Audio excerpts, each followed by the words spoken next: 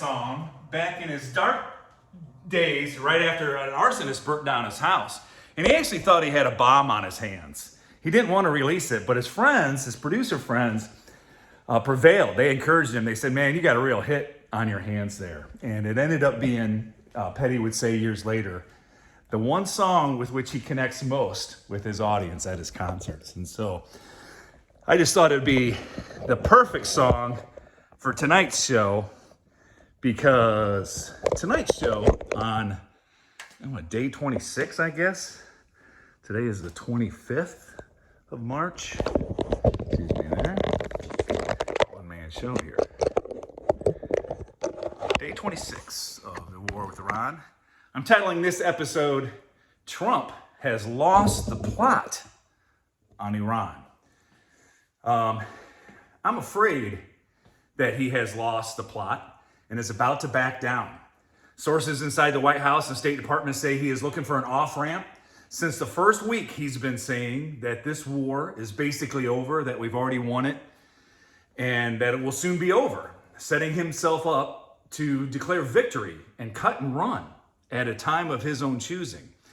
His Truth Social post last Friday had the first real comprehensive explanation of his 5 objectives, and noticeably absent from the list is regime change. Also, he's not only stopped talking about regime change, he's not even talking about unconditional surrender anymore. If the regime is not changed, this war is a loss, pure and simple.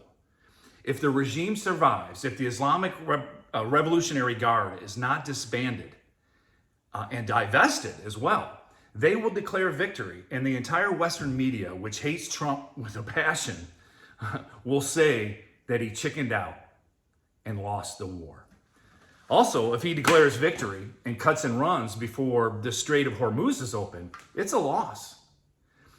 He didn't assign a 6th objective to his list of 5, that the 6th objective was not opening and guarding the strait, but instead he passed the buck to the very nations that he was taunting just 2 weeks ago, saying that we didn't need anybody's help.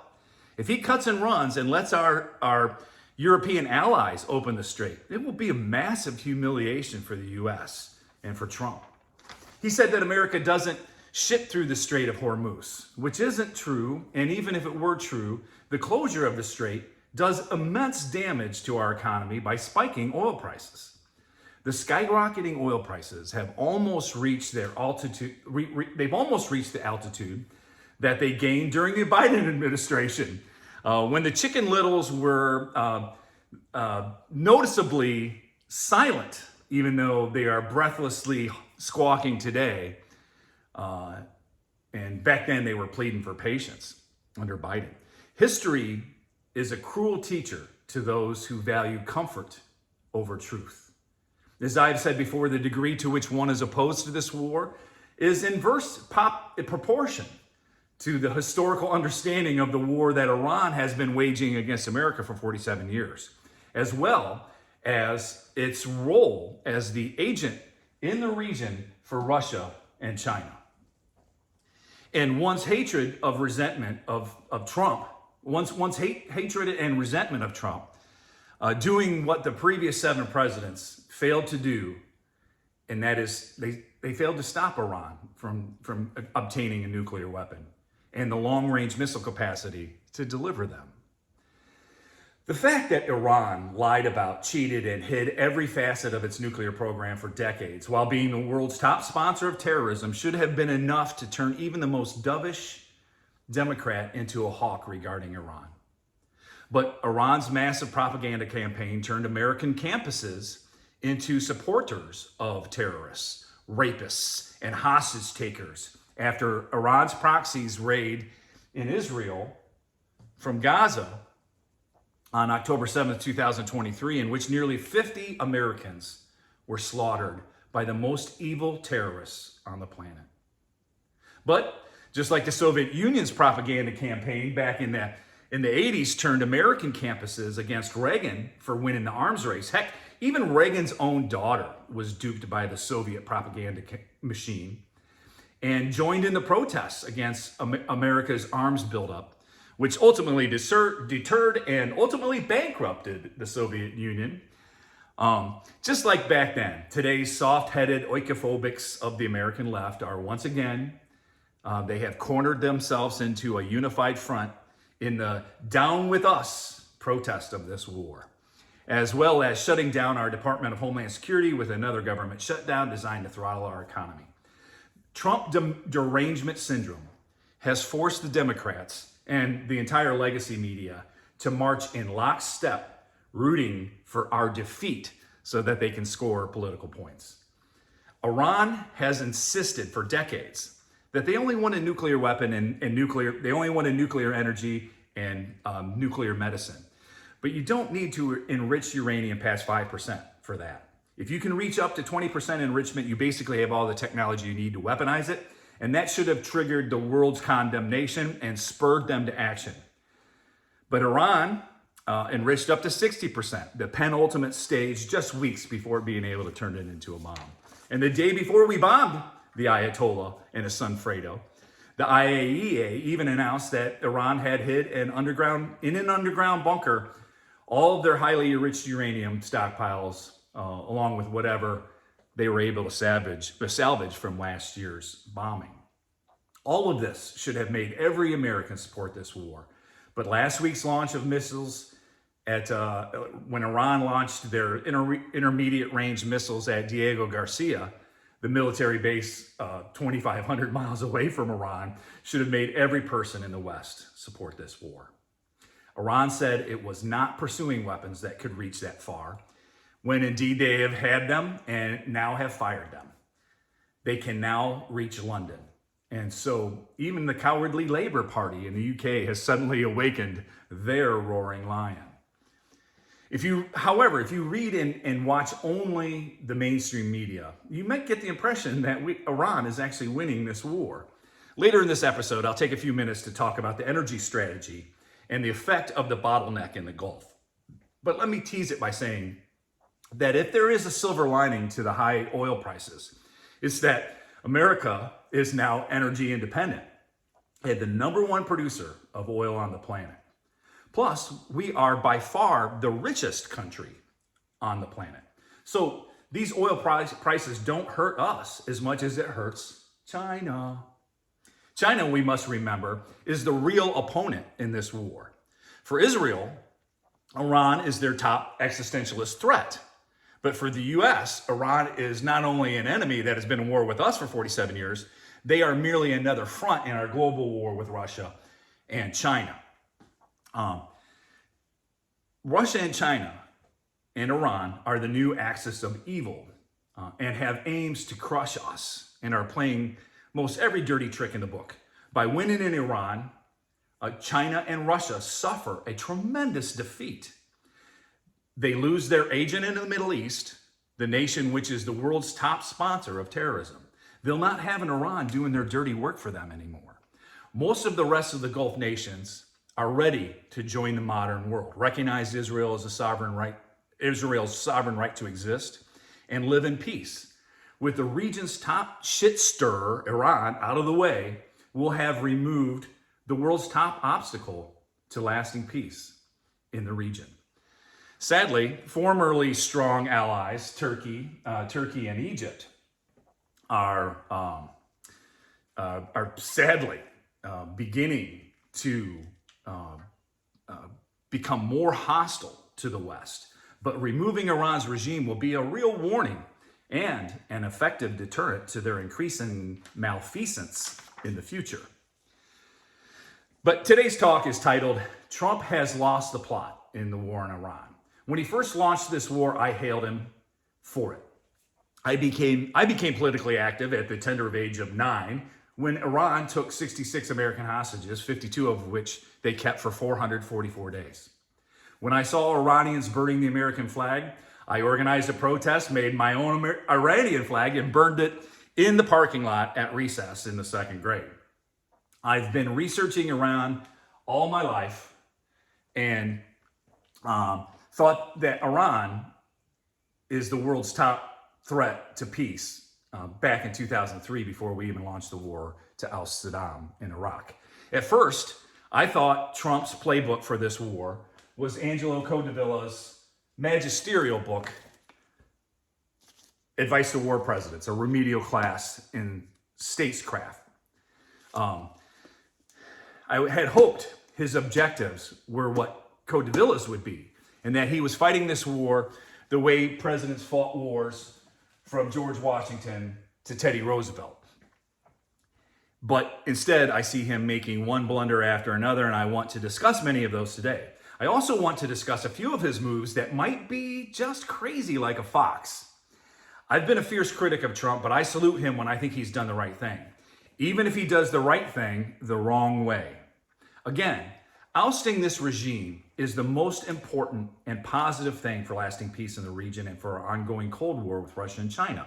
All presidents, all the seven previous presidents have promised that Iran would not be allowed to get nukes, and Trump's the only president to put his money where his mouth is. Indeed, Trump is staking all of his political capital. He's all in on this war. His place in history will either be a heel or a hero based on whether he wins or loses this war with Iran. As the great historian philosopher Walter Russell Reed has written, and he's been writing spectacular work here since the war broke out, war is the teacher of kings. As President Trump is discovering, it is also a tough grader.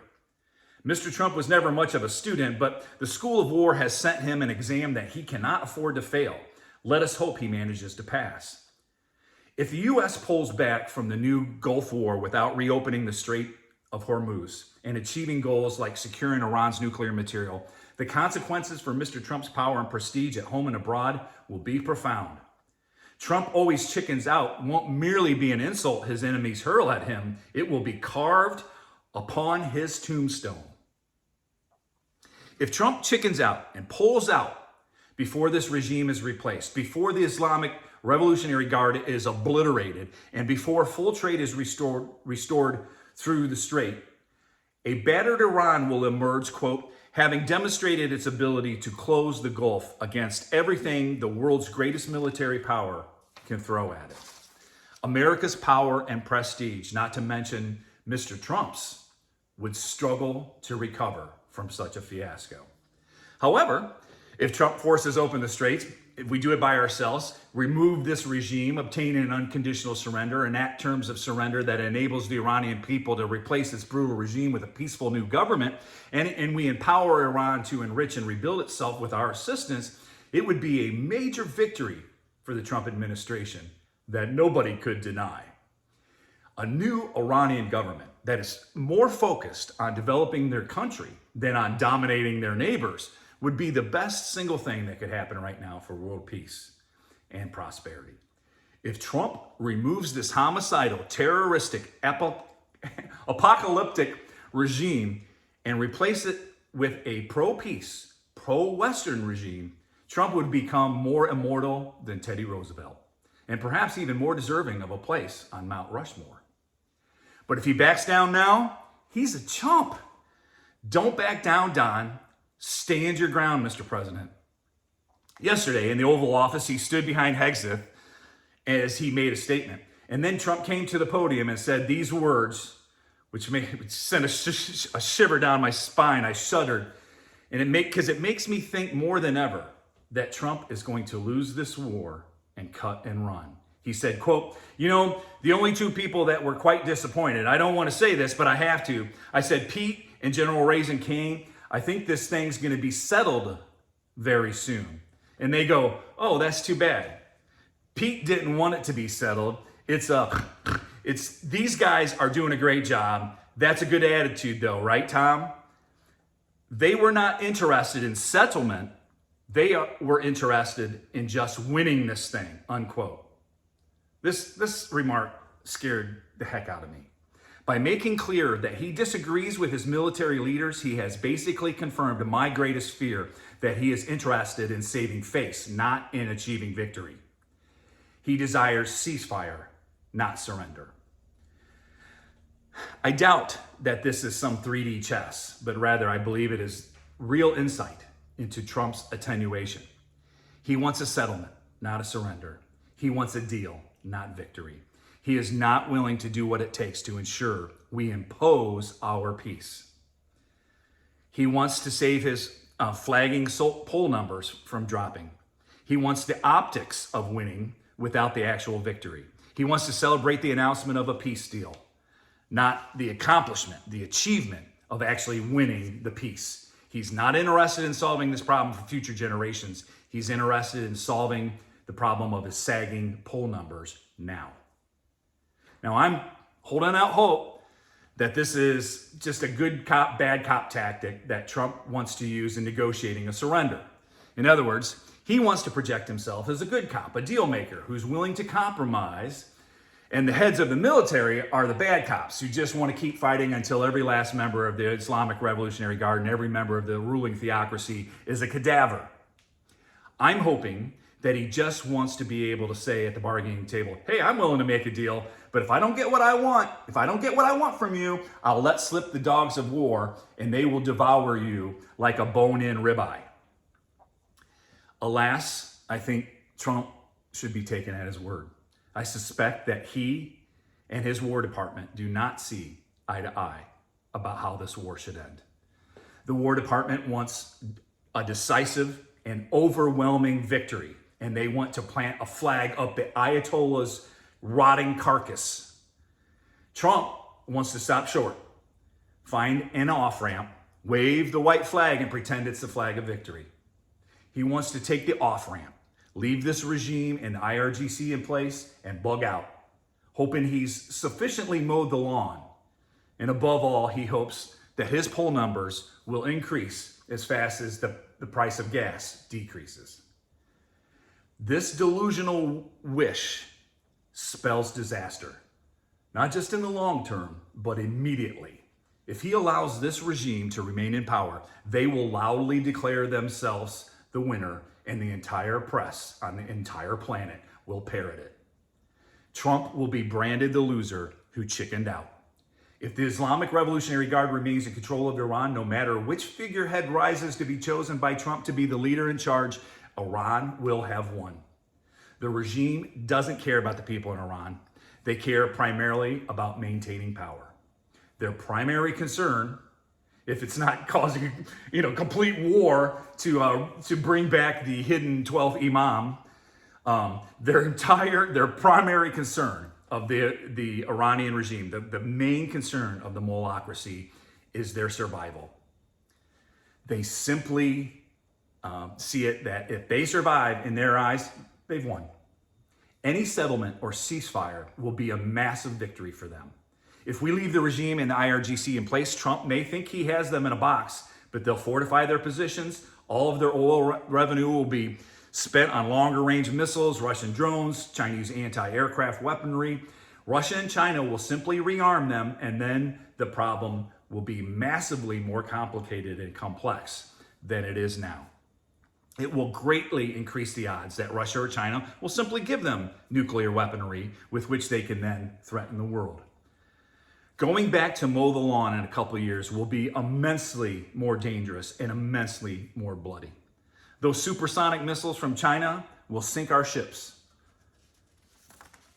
But even if you are fighting to try to reach a settlement, okay, let me try to play devil's advocate with my own argument here. Even if you are trying to just reach a settlement, the stupidest thing you can do is show your cards and make it clear that it is what you're aiming for. When you go to the bargaining table, you want to hold all the cards, or at least the strongest hand. You don't go to the table telling the world that you're ready to fold and cash out.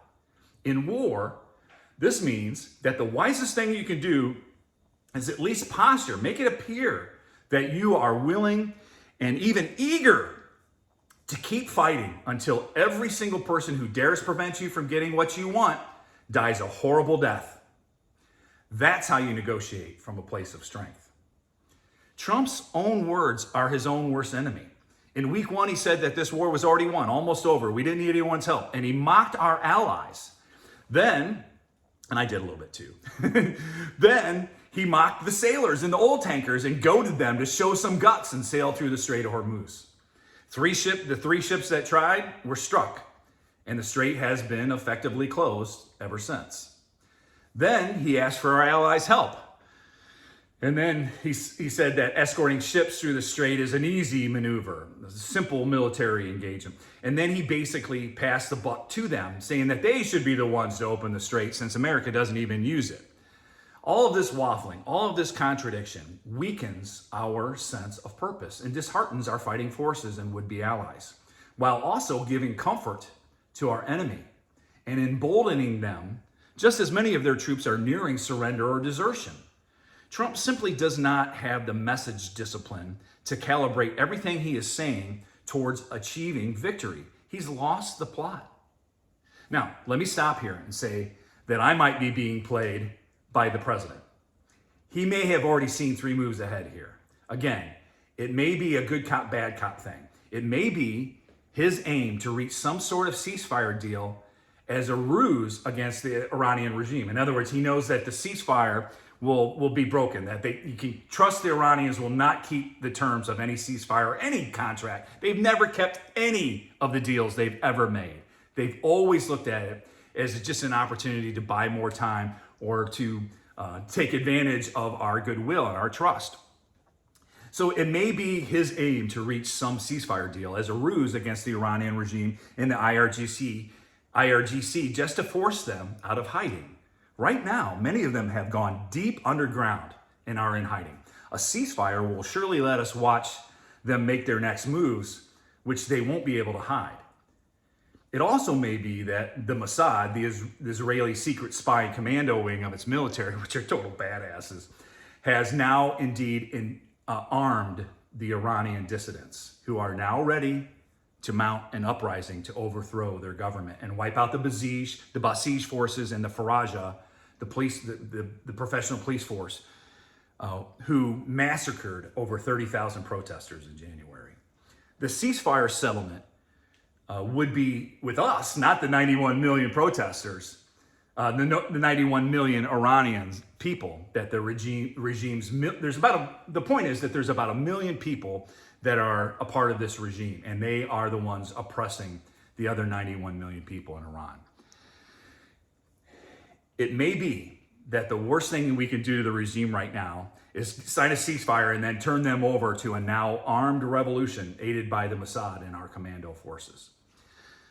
This points out another aspect of the dilemma facing the remaining leadership in Iran. A ceasefire would also let us see who wants to play ball with us. Who in Iran is calculating and betting against this regime right now? All of their parliament and their mullahocracy now knows that their heads are on a chopping block. But many of the regime's members are still more afraid of their own people than they are of us.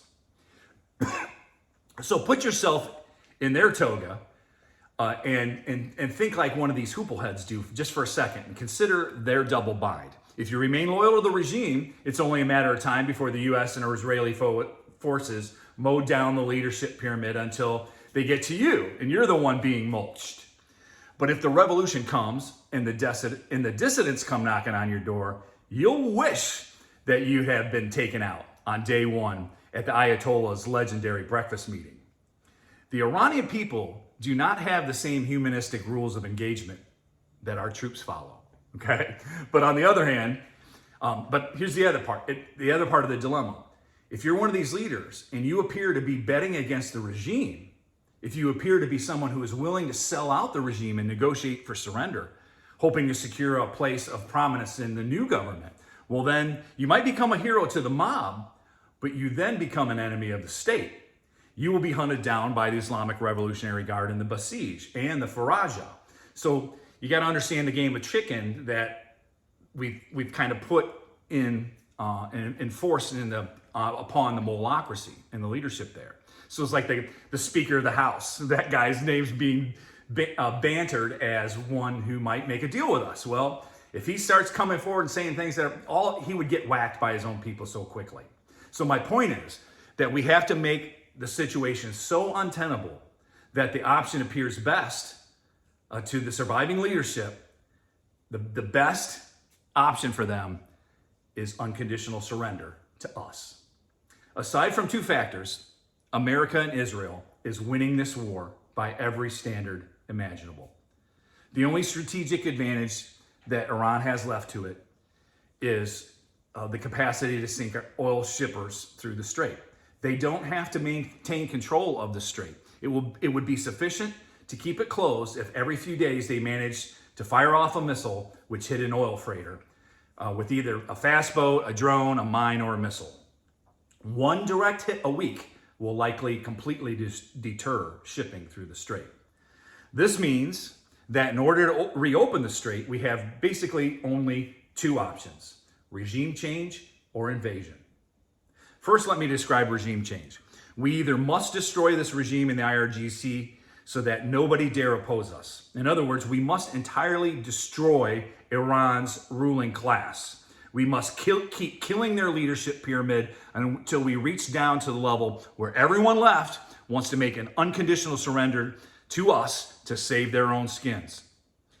By doing this, by causing this surrender, the attacks on the straits should stop. And if they don't, as part of the terms of surrender, Iran's regular army, the Artesh, will go and wipe out any remaining IRGC members who refuse to lay down their arms and surrender. Now, I've talked a lot about this. You can go back to my previous videos, but sadly, I've heard very little reporting about Artesh. General David Petraeus is basically the only one I've ever heard mention it on any of the videos, and I've watched copious amounts of videos since this war started. The Artesh is the actual regular army, okay? Unlike the Revolutionary Guard, the Artesh is loyal to the Iranian people. The regime established the IRGC precisely because they did not trust the Artesh. I suspect that we have not been bombing the Artesh, and unfortunately the press corps isn't smart enough to ask about them. And we've been working behind the scenes to find commanders in the Artesh to help with the overthrow of the regime and the wiping out of remaining IRGC, Faraja, and Basij forces who are not willing to abide by the terms of the ceasefire, or the surrender. So, wiping out the regime, continuing the killing of the ruling class will take patience, which I fear Americans in their comfort no longer are willing to afford. If they get their wish and we bug out, then oil prices will skyrocket even more. And then the people will become even more impatient, but they won't know what to do about it but bitch and blame Trump, which is why the Democrat Party and the entire media wants us to do that very thing, cut and run. The only other option to open the strait is invasion. Now remember, they don't have to maintain control of the strait in order to effectively close it. It will be sufficient for them to keep it closed if every few days they manage to hit an oil freighter with a fast boat, a drone, a mine, or a missile. Therefore, we must completely eliminate the threat of these four kinds of attacks in that region, on that strait. And I'm sorry to say that this probably means we need to invade and occupy a good portion of the shoreline and all of the islands in the strait. Many say that the 5,000 troops that are now headed there are going to go there and take Karg Island. But I suspect they will first take the entire Hormozgan province, which conveniently runs right along the coast, right there at the Strait of Hormuz. And I think that we need to make sure that Iran loses that as part of the ceasefire. I'll talk more about that in a second. There are other channels on YouTube that do a far better job of describing what would be involved in taking the strait than I could ever explain. But let me give a shout out to Navy Decoded. Below in the description, I will post to the link to their latest video and others that I've watched, which explain how the deployments of the USS Tripoli and the USS Boxer by sea and the swarm of Apache helicopters and the Warthogs, which are essentially massive machine guns with an armored jet attached to them, will enable the Marine Expeditionary Force and the 82nd Airborne, which are on their way to conquer the Hormozgan province and secure the strait. And they'll be able to do it relatively easy. Now, don't misunderstand me. When I say it will be easy, I do not mean that it will be as easy as these first 3 weeks have been where we're dropping bombs on targets. We have massive military supremacy, but Iran has been booby-trapping and reinforcing this coast for 47 years, knowing it was the main ace up their sleeve until they obtained nuclear weapons, of course. We can conquer this province very quickly, but this invasion will likely cost the lives of hundreds of American warriors. I do not take spilling American blood lightly, The closest thing I had to a son was a PFC of the 82nd Airborne who was killed by an IED outside of Baghdad almost exactly 19 years ago during the surge of 2007. I have, in the meantime, completely changed my opinion about how that war in Iraq was fought. I'd always thought that we should have attacked Iran rather than Iraq, but I bought into the idea that Iraq was ripe for a constitutional republic and that we could make that happen. Now I believe that our Constitution is not for export.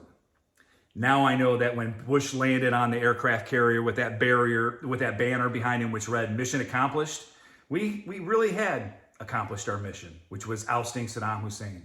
We had won the war, but by staying and getting in the middle of tribal warfare, we lost the peace. Thousands of American military personnel, and it cost me my boy. So I don't say this cavalierly. I say we choose the first option. We leave the straits closed and we just keep killing their ruling class until we get a new class of leaders who are friendly to us. We must oust this regime. We must do whatever we can to wipe out as much of the Islamic Revolutionary Guard, the Basij paramilitary on the ground, and the Faraja, the Central Police Command, which protects this regime's leaders. I say kill them all and force an unconditional surrender before we send one more of our best and brightest to die on their God-forsaken shore. If we do invade, I think America will just go ahead and take the entire province. There are hardly any towns along that coast. It's actually pretty hard to reach that territory by land because of the mountains behind it. And it would be relatively easy to maintain. And here's where our allies can come and help us by holding territory that American badasses have already conquered. Then, to ensure that Iran never threatens to hold the strait hostage again, we turn it over to an international government of nations that sell and buy oil that ship through that strait to ensure that it remains open to shipping and that it has a vested interest in ensuring that it can defend itself from future attacks from any country tempted to try to conquer it. So, I'm going to take a little tangent here on an energy strategy. Back to the problem of high oil prices due to Iran's holding hostage of the Strait of Hormuz. America can weather this tempest better than the rest. China produces over 5 million barrels every day, but consumes 16 million barrels. They're the number 5 producer in the world and the number 2 consumer. America is both the top producer and the top consumer. We produce 23 million barrels a day and consume less than 21 million. We are a net exporter. Russia is the number 3 producer at 10.5 million barrels, but consumes less than 4 million, making it the 44th largest consumer. Their economy has been in recession for decades. The United States GDP, for example, is 30.6 trillion compared to China's 20 trillion and Russia's measly 2.5 trillion. Americans make on average $89,599 per capita compared to Chinaman's $13,806 and a Russian's measly $17,446 a year. In other words, a spike in energy prices hurts the Chinaman the most. Russia will benefit tremendously from higher prices, especially when Trump permits them to sell their oil to India's refineries in order to lower prices. Russia's leaders know that, and the president even actually made this statement. He says, oh yeah, well, it looks like our oil market is shifting, and so that they're going to be selling to China. So in some ways, Russia's kind of happy about this because they're kind of cock-blocking their ally, Iran, and now China will be forced to buy Russian oil. So no country, however, in Europe is energy independent, despite having invested trillions in windmills that sit idle and solar panels that aren't yet a net gain. And as a sidebar, if solar panels and windmills were profitable, that is a net gain without government subsidy being necessary, then you would see the greatest shift and influx of venture capital investment into that sector of the industry. It would be the biggest influx of capital investment in world history. It would be like buying geese that laid golden eggs. And until that happens, you can rest assured that wind and solar are still not all they are quacked up to be. But I digress. Only Norway cracks the top 20 for oil production in Europe at 2 million barrels. But 5 European countries, Germany, France, UK, Spain, and Italy, are in the top 20 of consumers. Germany consumes the 10th most oil at 2 million barrels per day, but produces less than 200,000 barrels. The other top 4 European countries that I just mentioned are very similar, producing roughly the same ratio. They consume 10 times more than they produce, okay? So let me just stop here and recite a mantra that I've been repeating since the first Gulf War back in the 90s. Oil, we need it, we have it, and I'm sick of paying our enemies for it. We should drill here, and we should drill now. We should stop all subsidy of wind and solar. They are a net loss. Instead, we should invest massively in fortified nuclear power, which could all but eliminate our dependence on oil and gas. Then we could just sell it all. France, for example, has been relying on more than 70% nuclear power since back when I did an elementary school science project on it in the early 80s, okay? We can shift to safe and secure nuclear power. The 1-2 punch of expanding oil production and nuclear energy would completely change the game from checkers to three-dimensional chess. America could be the world's top energy exporter, and in doing so, we could basically bankrupt the Middle East and Russia. We'd force them into producing something more than just oil for their future economies, especially if we could ally with Canada, the 4th leading producer at 6 million barrels a day, and the 9th top consumer at only 2.4 million barrels. Canada is huge, but it only has 41 million people. Together, we could crack the OPEC cabal, choke our oil-rich enemies, and usher in a new set of peaceful terms of trade. We just need the political will and a great communicator capable of persuading that 10% of swing voters in the center that decides most all of our national elections. We just need to promote them to come on board with the idea that it's in America's best interest to drill here, drill now, and invest heavily in nuclear power. Remember, politics is the art of the possible. It requires immense imagination to envision innovative and prudential solutions that can win the hearts and minds and actually work. Remember, as the late, great Sir Roger Scruton said, conservative solutions should always be presented as escapes from progressive evils. Win that swing vote with conservative ideas, and you have a recipe to win 49 states like Reagan did, okay? 2 ideas that I've had is that we could invade and take over Karg Island relatively easily and start shipping Iranians oil to the world, keeping all of the proceeds of the sale of their oil in an escrow for the people of Iran once this regime is removed. So we give the people of Iran an incentive. Hey, there's all this money sitting there waiting for us. We just need to take over. We just need to overthrow the regime. This would deflate the upward pressure on oil prices and encourage, of course, the Iranian dissidents to dethrone their theocracy. I cannot believe Trump permitted the Iranians to ship 140 million barrels of sanctioned oil that was sitting in the Gulf. Unless he's using those tankers as minesweepers, which could cause, of course, an ecological disaster. But I think this move was foolhardy. The point is to put maximum pressure on this regime and not let it off the hook, or worse, subsidize it.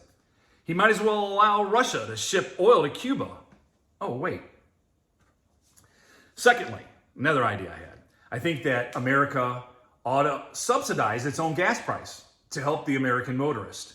Instead of exacting a 20-cent tax on every gallon, I think Uncle Sam ought to temporarily pay for the first 20 cents of every gallon every American citizen buys until the strait is reopened.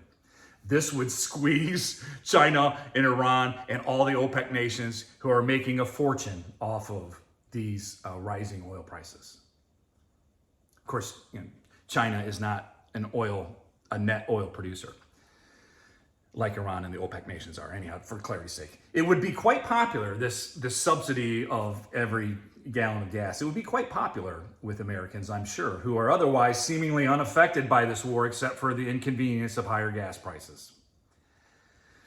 Then we could say, America, we have the cheapest gas, bitches, except for California, where the prices are worse than they are in Europe.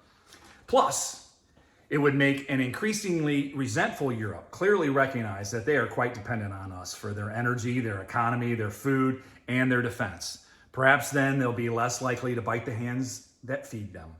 Perhaps they'll muster the courage to deport all of their Muslim refugees back to the nations from which they came now that there is peace in the region.